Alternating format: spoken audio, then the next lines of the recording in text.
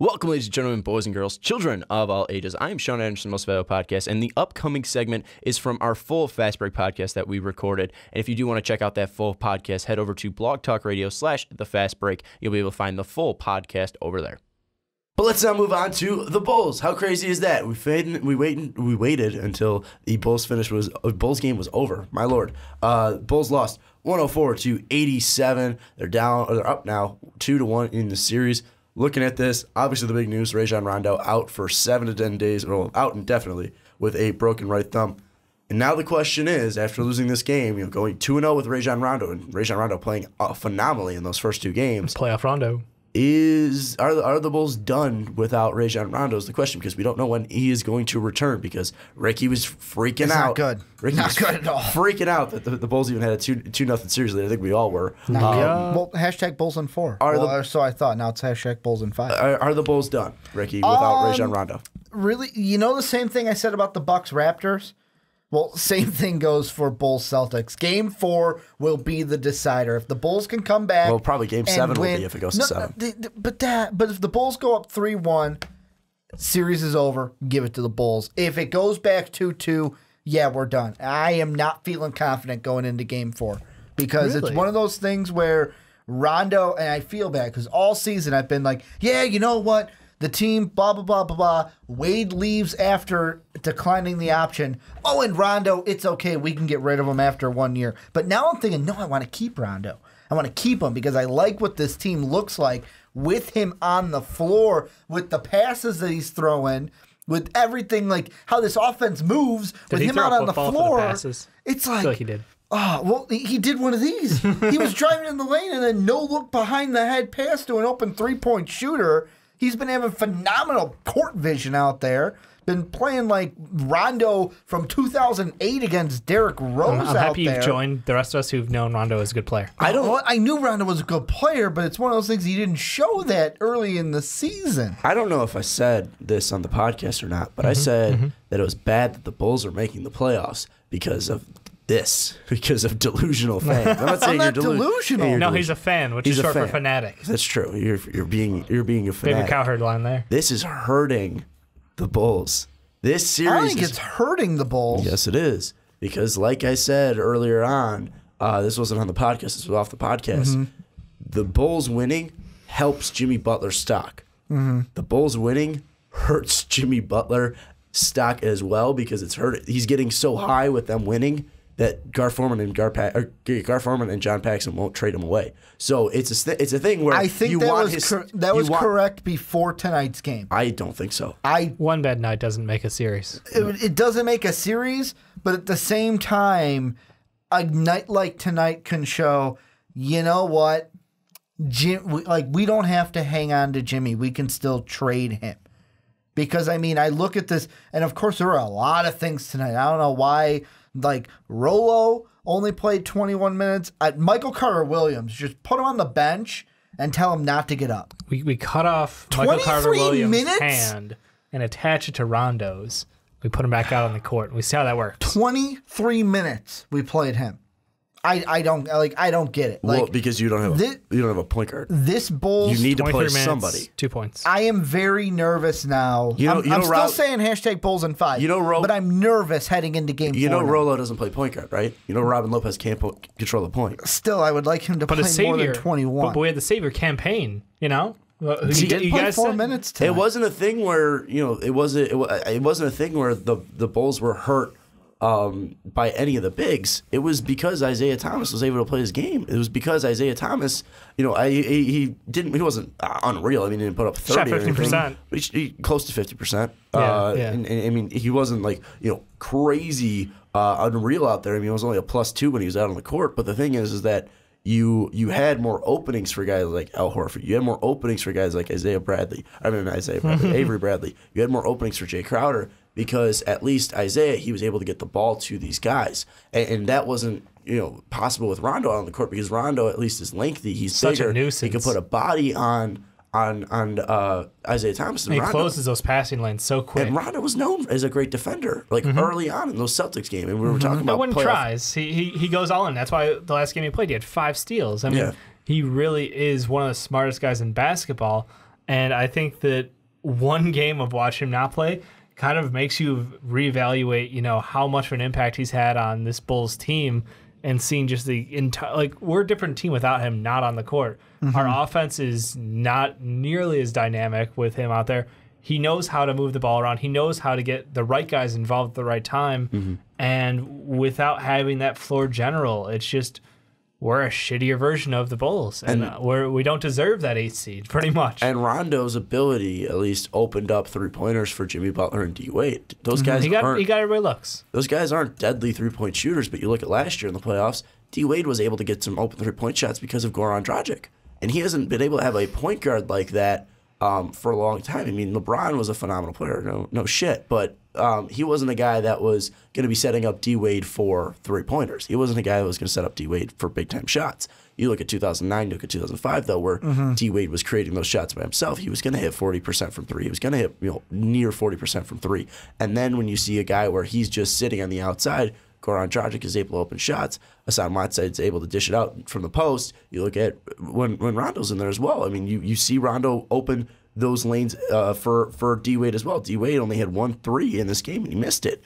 The thing with this is D. Wade can't bully teams anymore on his step back, on his crossover, on ISO play because of his speed, especially not Avery Bradley, who's a great on-ball defender, or Marcus Smart. You look at Jimmy Butler as well. I mean, Butler struggled, and I don't think that's a reason to say, all right, hit the panic button. Well, Jimmy Butler's lost value. I think it's just the fact that you need a point guard like that, and I think you need a point guard to play next to Jimmy Butler. The three-ball killed us. A guy like Isaiah Thomas will be a great thing. So that's why I don't think the value is hurt by Jimmy Butler underperforming. I'm not saying one bad game, tank him all the way down. I was saying more of it's one of those things where it kind of stops it. Like everything was on the rise. This kind of, is it going to start to plateau a little bit? I think this actually helps Jimmy Butler stock, because it shows that a team, if you already have a point guard, then you can say, okay, then they can work together. Well, and the thing that I just looking at, and I know that we can pick stats all night, but the big one I look at is 3-point shooting on both sides. You said, Celtics 17 threes in this game. Bulls only made 6. A lot of them in the first quarter. I think Bulls were 7 of 21. Yeah, and I think seven of those threes came in the first quarter for the Celtics. And the reason why, I said, I'm nervous, but it's not like a nervous where I think, well, Bulls lost, it's over. I still think the Bulls have the talent to go #Bulls in 5. It's going to be hard, though. It's going to be hard. Sean, just let me have this. No, because it's fucking stupid, and it makes our podcast sound stupid. It's not happening, Bulls of 5. Put it on me. You know what, guys? They're not saying it. I am. Put it on me. But do I think the Bulls can win in 7 or 6? Yeah, I think they could. I think they honestly could. Winning 2 games in the It's a very close series now. This game even showed, Boston came out and almost outscored us by 32 points, but then in the second quarter, they only score 11 points. And, of course, you got to play a second half. Boston then came out in the second half, and was just a different Boston team. They started 8-2 to start the third and ended out outscoring us in the third and the fourth. This Bulls team has it in them. They just have to link it together, and this Bulls team has to rally around somebody. Rondo was the guy we were rallying around. Guess what? He ain't going to be out there. If it has to be D. Wade, if it has to be Jimmy, I would prefer it to be Jimmy because he's the leader of this team.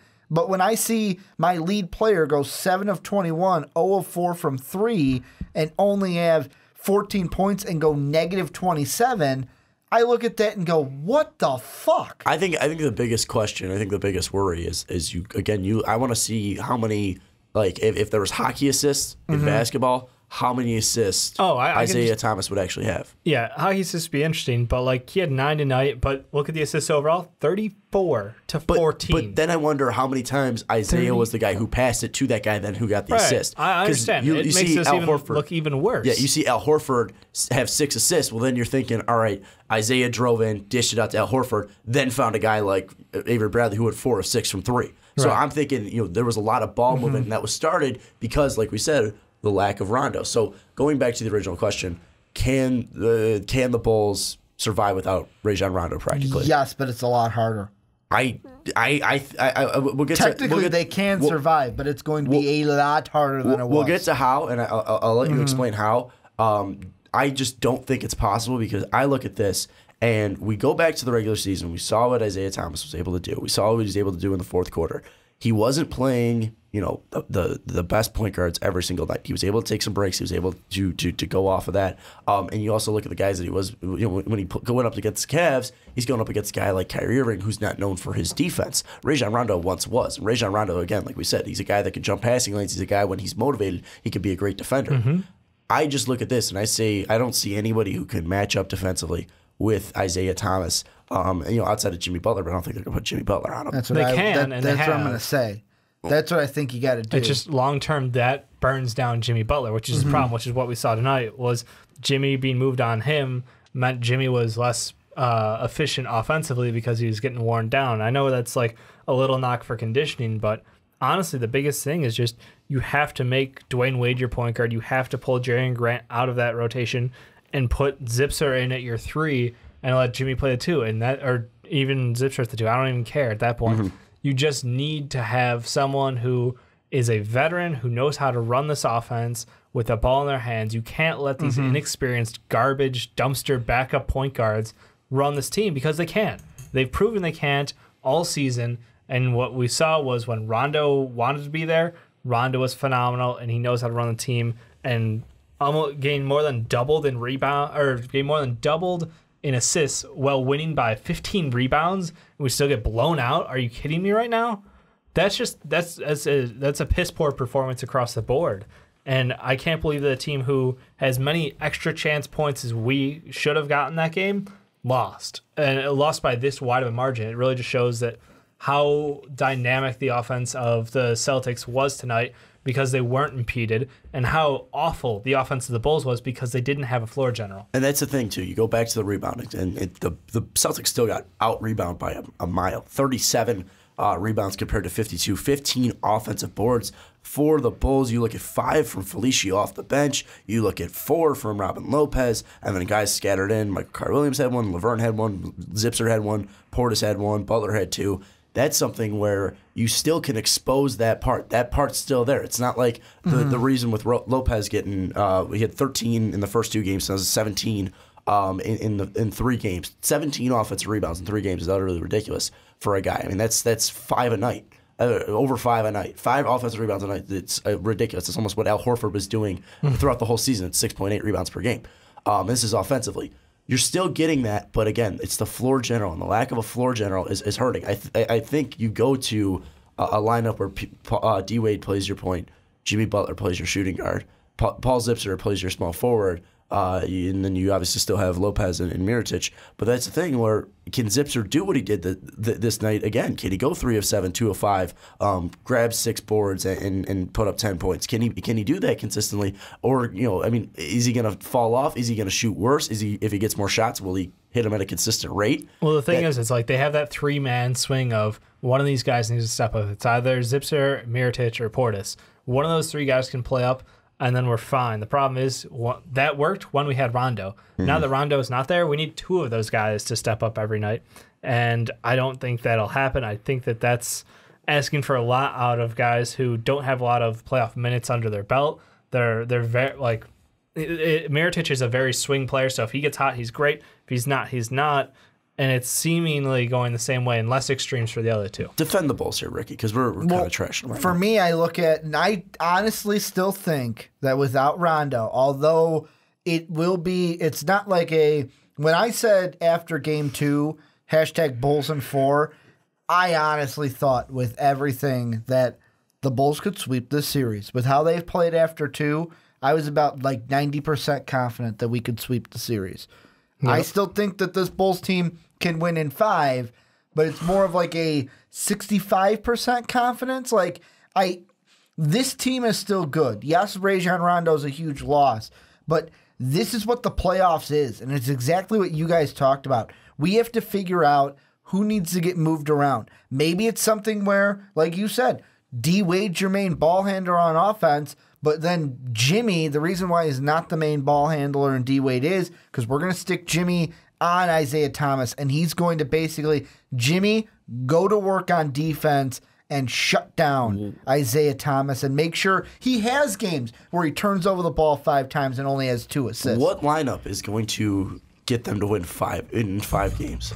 I think where Robin Lopez plays more than 21 minutes, probably. Well, that one. You got Rolo, Mirotic, Butler, Wade, and at the 2, I mean, if you want to throw Zipser in, the one I was kind of leaning on, and Dave almost talked me out of it with the inexperience, but I think the only other person besides Zipser that I would throw out there is Valentine. He's the only one because I don't trust any of the other guards, Morrow, Payne, Grant. I don't trust them to be on the court. At least with Denzel Valentine, I can feel a little confident that, you know what, he may bring something defensively to this 2 guard to where we're okay with him being out there. You think the Bulls are going to put their faith in winning 5 games with Denzel Valentine, a guy who's played 5. Well, what did he play in the regular season? A guy that didn't even trust in the regular season. They're going to put him in the starting lineup.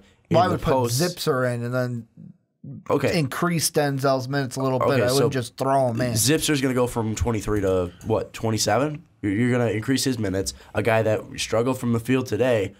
How is this going to change the stuff that we brought up, at least defensively, where Rondo is not going to be able to guard Isaiah Thomas? I know that you're saying that Jimmy Butler's a fantastic defender on ball, but then again, you still have Paul Zipser defending a guy, possibly Jaylen Brown or Jalen Green, or at least a guy that can Crowder, Bradley, any of those guys. They're all interchangeable. Well, I mean, Jaylen Brown played 1 minute, so he didn't really play. He's really getting. They can swap him in. I'm throwing out names that are at least athletic because I would still say that Jaylen Brown's a better athlete than Paul Zipser. I don't think anyone's going to argue that. Yeah. Just how are they going to win in 5 games? Because I understand you're a fan. I understand that, but no offense, this game was like a swift kick in the nuts. It took the wind out of the sails. That's why I said it comes down to Game 4. If we TNT, win, which is the upside. Yeah, if we win Game 4, well, here's the thing. If we win Game 4, real quick, who's better than TNT Bulls or the 95-96 Bulls? 95-96 Bulls. TNT Bulls. TNT Bulls. No, TNT Bulls don't lose. TNT Bulls don't lose. Won a championship. Winning percentage. TNT Bulls wouldn't lose. So. The thing that the Bulls need to do more of, get to the foul line. 15 of 15 from the line tonight. Jimmy had 0. Get to the line. Go in there, create some content. Which is impressive considering the amount of times that Smart and Isaiah flopped. Go in, get some contact. That's what I look at D Wade's stat line. I go 6 of 6 from the line. Got to the line 3 times for 6 foul shots. That's what we need to do. Create some contact, get to the line because we're not, like you said, we're not going to be as open for threes because Rondo's not going to be running the offense. Game 4. But wait. That's something that with the free throws. With the free throws, Boston's a team that's very disciplined. Doesn't send the other team to the line. They're 4th in. So you got to create contact. But what I'm saying is Boston doesn't do that defensively. They're not a team that's overly aggressive on defense. That's all I was going to say. But you can still put the defender in situations to create contact and get the force the ref to put the whistle in his mouth. This Bulls team, it's going to come down to Game 4. Honestly, to me, Game 4 is the series. And I know people are going to say, but Ricky, there's 3 other games past it. No, Game 4 is the series because if Boston wins, they keep momentum and they just go through and they probably win Game 5 and they probably win Game 6. If the Bulls win Game 4, this game that Boston won, it knocks them back a step. And I'm not saying that it's a for sure then the Bulls would win in 5, but if the Bulls win Game 4, go up 3-1, Boston's going to be on the ropes, and then they're going to be fighting for their life. But that's why I think then that team at least will fight back and at least make sure it goes to 6. Okay, that's then why it ends in 6. That's why I don't think it's going to go to 5. I think it's there's no way it goes to 5. Either way, I don't think we've seen this Boston 5. team already when they've been, I'm going to say, discouraged. I know that Rondo was huge in those first 2 games, but we've seen the Celtics already when they haven't played in their A game, and I think if the Bulls go up 3-1, it's going to shell shock the Celtics just a little bit. Going into Game 5. I don't know. Well, apparently, we got to take an advantage. Plus, obviously. the Bulls are 2-0. I mean, Fred Hoiberg's 2-0 on the road in the playoffs, so we can win in Boston. Well, what I was going to say is that we got to take an advantage that Fred Hoiberg's a better playoff coach than Fred Stevens. He's 2-1. I know. He's 2-1. 2-1 beats the crap out of 3-10. Undefeated on the road. God damn it. I hate this podcast sometimes. Maybe we are overrated. I just think that I think it's a series that I didn't expect. I said Boston in 5. I just think that this Rondo thing completely changes it. Yeah, it doesn't help. I think if Rondo was never on this team, it would be done in 5. But again, when you have the bet, I just don't see any way that. I think maybe Jimmy's got to take over. I think he did in the first 2 games. No, that's now that Rondo's out, I kind of feel like I know what Dave says. Oh well, with Jimmy, putting him on Isaiah kind of exhausts his stamina. But part of me wants to look at it and go, you want to be the guy. You want to be the guy for this team, and you're going to say, nah, you know what? I was guarding this guy. It made me too tired on offense. Jimmy's got to take over. I'm just being realistic. No. I'm saying, but I'm just saying that Jimmy's got to be the guy to you know what? I am going to be the guy for this team. I got to reach into the reserves and put the team on my back. It's something that every NBA player it struggles with Isaiah Thomas because of it. It's just because Isaiah Thomas runs around, and he's so quick. And the guy he's a speeding bullet. Then you know what? He's a guy that it's not like Jimmy Butler is a guy that struggles only with stamina against Isaiah Thomas. Maybe set some screens to slow him down. Not like illegal screens, but like have someone there so he has to try to go around you. Isaiah on the pick and roll is deadly. What do you mean set screens? He means instead of defensive screen. Well, because when you go and he starts getting that full head of steam and then goes into the lane, that's when he's deadly because he's picking up that speed. It's all off ball. Most of his damage is off ball. You got to find something to make him slow down, whether that's play tougher, get closer to him when he is off the ball. So it's like, oh, you're not getting that full head of steam because I'm all over you kind of a defense. Yeah, but the thing is, it's not. I know that takes a lot out of you. No, but what I'm saying is it's not IT's scoring ability that hurt them it's today. His speed. It's his passing ability. And it's his thing where he creates shots because if you're bringing guys up to at least push him out of the way, that's still going to leave somebody open for a split second. And I think we saw that with the assists from Boston today, especially Horford, getting 6 assists. Bradley had 7. You look at Isaiah Thomas as well, 9 assists for him. It's just something where Boston is a team, and we've brought this up as well.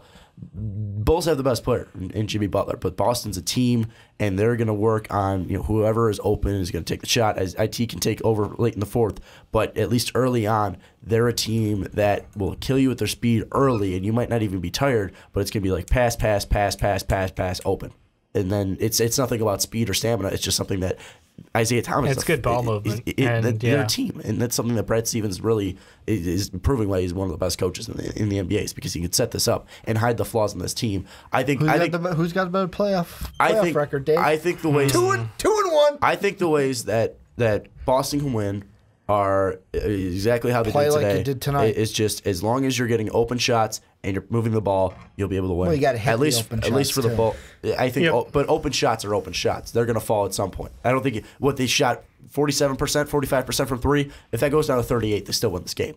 It's something where as long as if Boston could move the ball efficiently and then hit have open shots, they'll win the series. For the Bulls, if you can take those offensive boards, those 15 offensive boards, and turn those into points, if you turn those into 30 points, the Bulls win the game. So, I mean, they're not going to hit 15 or 15 on all those shots, but still, you got to turn those points, those offensive boards, those second chance into points. I think that's the biggest thing for the Bulls is you got to capitalize and take over at least with those second chance points. So, I think there's still. I think the Bulls do have a chance. TNT be damned, just for fun. Without a doubt, they have a chance.